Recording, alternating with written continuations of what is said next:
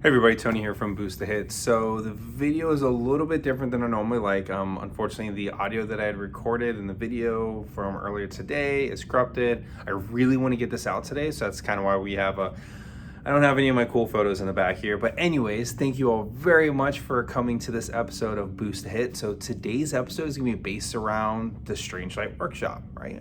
It seems pretty, important since I believe on Thursday, the Strangelight Workshop Kickstarter is going to start.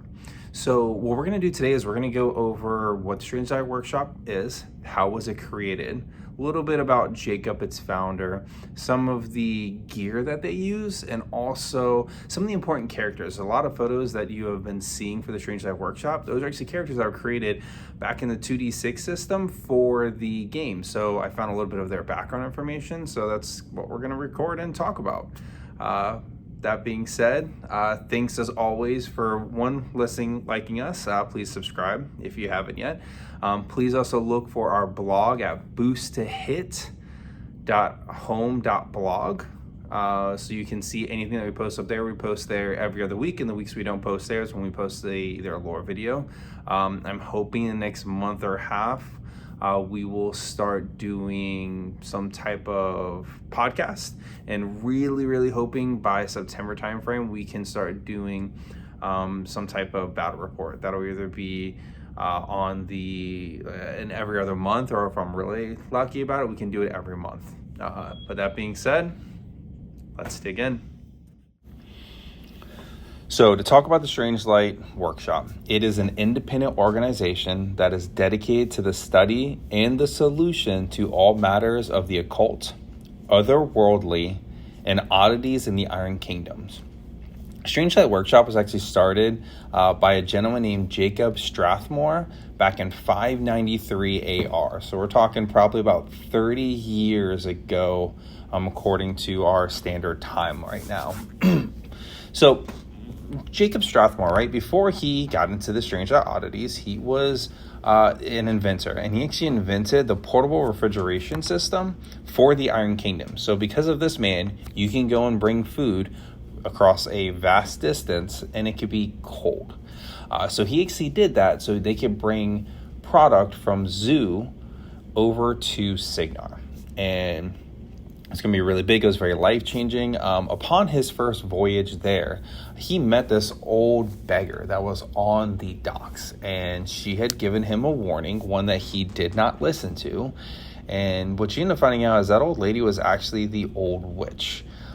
And that warning resulted in the death of both his wife and his daughter. They were lost at sea. There was a tempest that came, and it was so strong, so powerful that it had either sucked his wife and his daughter overboard. Maybe they're on a different ship. Either way, they were both dead. And Jacob became absolutely devastated. This to the point where he became extremely obsessed with the occult. And he started that path of being obsessed with the occult because whenever he returned, he ended up finding that old beggar again. And he started calling her Click Clack because her metal claws made that noise. He started meeting with her more frequently, started talking to her, and he ended up finding out that there's this whole world of the occult. But at the time, right, he was an inventor. He didn't have a lot of money, but luckily his portable refrigeration system gained a lot of attention through Signar and Ord, and he ended up receiving a huge payout for this that gave him the ability to actually buy this old, nasty, abandoned estate called Blackwell Hall. It's located in Cyril, and he found that location with the help of the old witch, again, who he likes to call Click Clack. It was kind of picked out due to its location, to its strange energies, and the unique properties of this building. So he started studying the occult more, and this actually ended up attracting a variety of people so they could learn and discover it as well. Some of them were looking specifically for ghosts. Some of them just wanted to have a deeper knowledge of the occult and underworld. Some people just want to be there for adventure, right? But he started getting extremely frustrated, right? He got to the point of this frustration where the old witch had appeared again and carved a name into a cobblestone, and the name was Hiram Eules. And Jacob ended up carrying that cobblestone, what he carved into a tome, for almost 3 years until he finally found the person who that name belonged to. Mr. Yules was in a psychiatric ward. And what was left of his beautiful mind was actually hanging on to this light source. It was a special light that humans had created that it could illuminate an area, distorting its appearance with the light and create some type of optical illusions. Now, Yules, he used this as a sideshow project, right? It was kind of fun. He did it at oddities, but he ended up becoming blinded by it. Almost his iris and his pupils got a milky white. Jacob realized what he could use this system for. He could actually use it to see spirits, right? He could use it to manipulate so he can see these spirits in hopes that, one, he could eventually find his wife and his daughter again, but also he can help people out. The problem with this apparatus was it was prone to overheat, sometimes to catastrophic ends. But Jacob, since he had created this portable refrigeration system, really felt that he could fix that system, right? And thus the first Strangelight was created. After the Strangelight was created is really when the Strangelight Workshop was established. The Blackwell Hall ended up becoming the main headquarters of the Strangelight Workshop, and Jacob actually ended up picking key members to lead up different chapter locations. And even past the Infernal Wars, there's main branches in almost every city, including Corvus, Point Bourne, and Mercer, and that's throughout Signar and in Ord. It really doesn't go past those areas, but that's where they are. And really what they do now is that they're always on the hunt to investigating type of hauntings, any Grimkin that are coming around, any infernals, otherworldly entities, occult, and black magic. During actually the infernal invasion, which is called the Claiming, they ended up finding out that there were these agents. These agents found out a handful of secret societies that were trying to broker alliance with the infernals at the very last minute. They thought the world was going to turn the crap, so they wanted to broker all of these deals.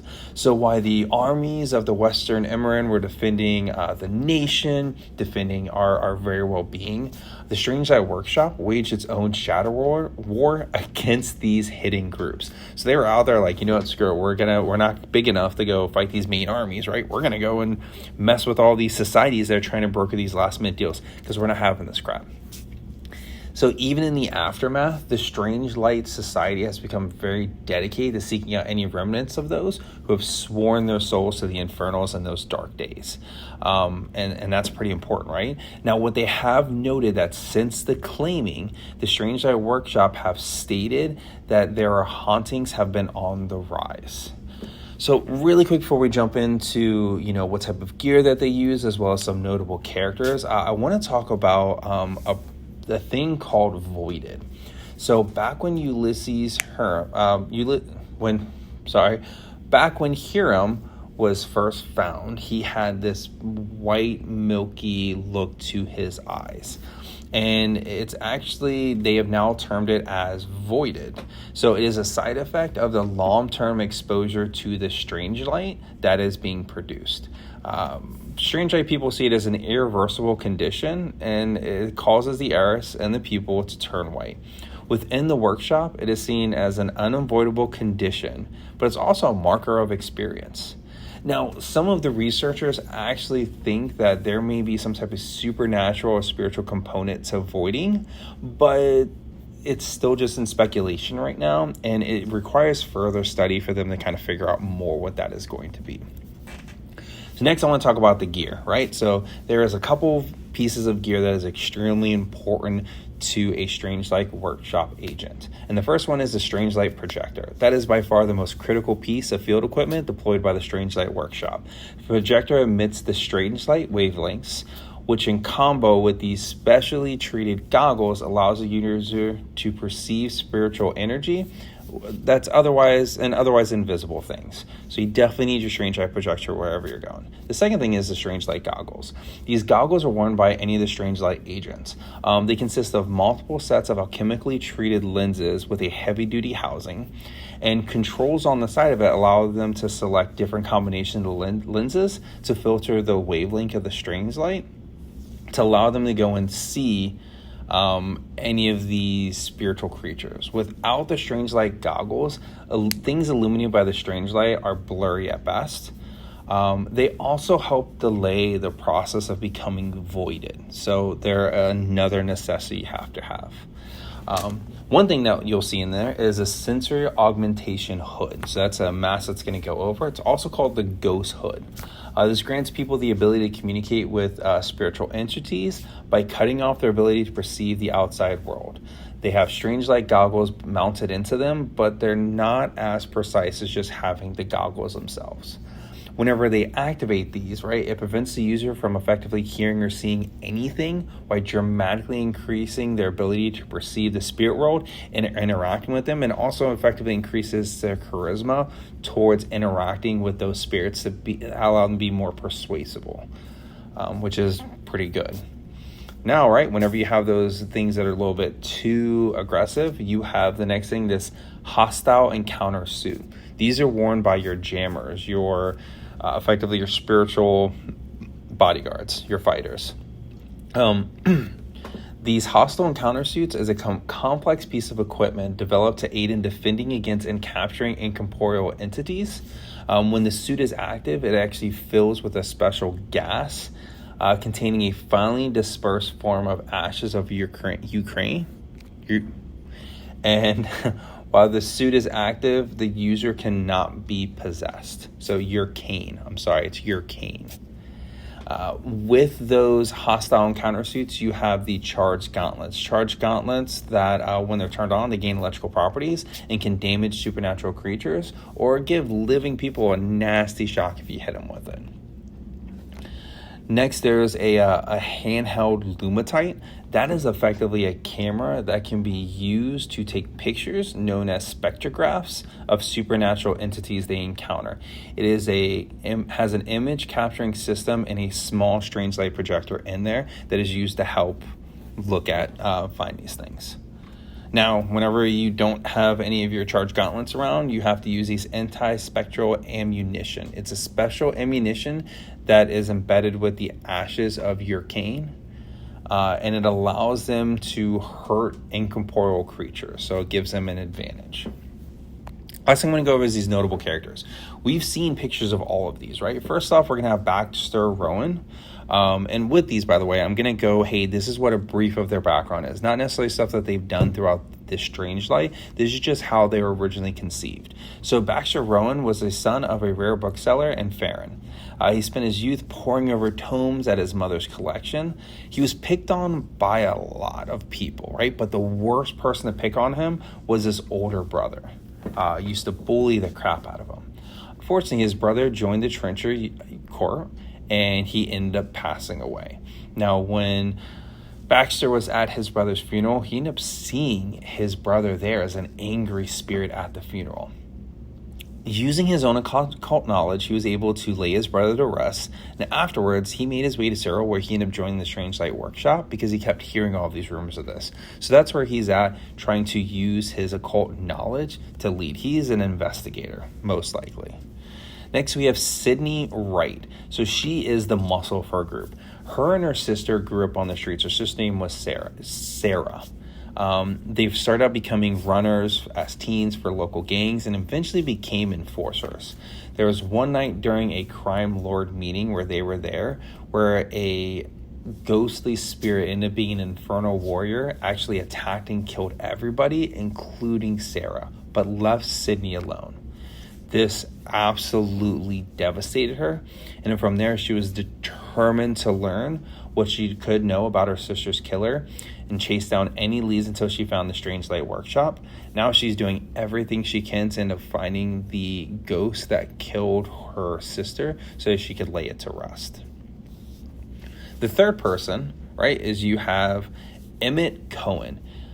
In those pictures, he's the older gentleman. He is missing a leg. You would think there was a really cool story about it. Well, the story actually is that he was actually born with his leg missing. So from birth, he was missing his leg. But his dad was a mechanic and helped him create a prosthetic leg, and they ended up using those legs and giving it to the rest of the people in his village. As he got older, he worked much of his life as a mechanic in the Steam and Iron Workers Union. Then overnight, one night when he was working, a gremlin infestation in the shop drew the attention of the Strangelight Workshop. There was a bloody battle that happened, and by that morning, 2 of those agents were dead, but Emmett earned himself a place in the workshop. So to this day, what he does, he continues to mentor new teams as they arrive. We have Evelyn D. Mattis. She was the youngest daughter of the D. Mattis noble family. She was always kind of an odd girl with a strange fascination for the March of the Dead, which was an annual parade of ghosts through the city. Was often seen speaking to spirits as they passed by, and also claimed that they spoke to her. After Kador had invaded her village, she became more famous as people wanted to talk to her through their loved ones to find out how their loved ones were doing and know that they were still cared for. But this actually drew the attention of the local Strangelight Workshop branch, and they actually offered her a chance to learn more about her powers, and that's how she joined. The last one is Dalton Thatcher, which is their pummeler, their spiritual person, right? So he is a thrill seeker, was always born a thrill seeker, took any type of job that was dangerous or unusual. He was in Five Fingers for a short amount of time and did a short stint as a pit fighter in Five Fingers. And at one point he saw an advertisement seeking a brave soul with quick hands and a taste of adventure. And he didn't need much more convincing of that. He ended up following the flyer, went to the Strangelight, and joined the workshop. So yeah, other than that, that is your basic idea of the Strangelight Workshop. So I'm not sure what they're going to do with these new books, right? We know that there's probably going to be 3 books that have come out with the new Kickstarter, but I hope that there is a lot of information involved in there, going more into the background of them, because Strangelight Workshop is really cool, and it's definitely a very weird paranormal thing that's not normal to the Iron Kingdoms, but I think it could lead to a lot of really fun stuff. Honestly, I would be super pumped if somehow they created either a set of mercenaries that you can use with multiple factions, or if you can even create an army with it for the future. That would be a lot of fun. Not sure how they would handle, the War Beast, Warjack interactions, but I think that could be so much fun. Anyways, as always, thank you all for listening. Let me know what you think in the comments. Other than that, have a good one.